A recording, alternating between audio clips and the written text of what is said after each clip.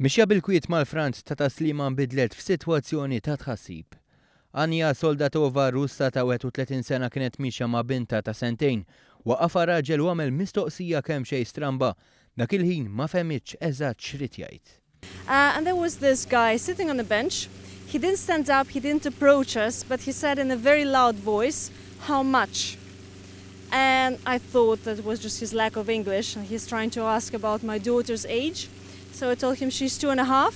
Anja ħasbet li r-raġel kienet jistaqsi dwar il-prezz tal-ġiżirana, iżda dan ma kienx il-każ, rid jixtri lil bintha.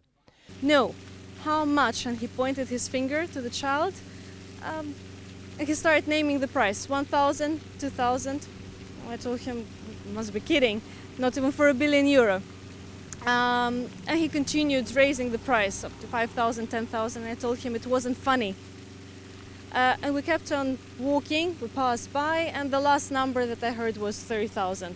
Soldatova diskrivit li r-raġel betata madwar 30 sena u mill-vant nofsani. Il-mara rrakkontat il-ġrajja tagħha fuq Facebook fejn kienet imħeġġa tir-rapport tal-każ lill-pulizija.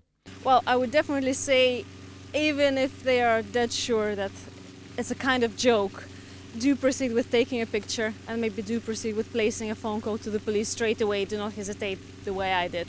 But as I said, it wasn't out of fear, it was just the surety that it must have been a joke, but you know, it's better safe than sorry. Wara l-istorja ta' Anja bdiet tinxteret fuq il-medja soċjali, ir-riżulta li dan il-każ ġara lil persuni oħra li wkoll irrappurtaw lill-pulizija.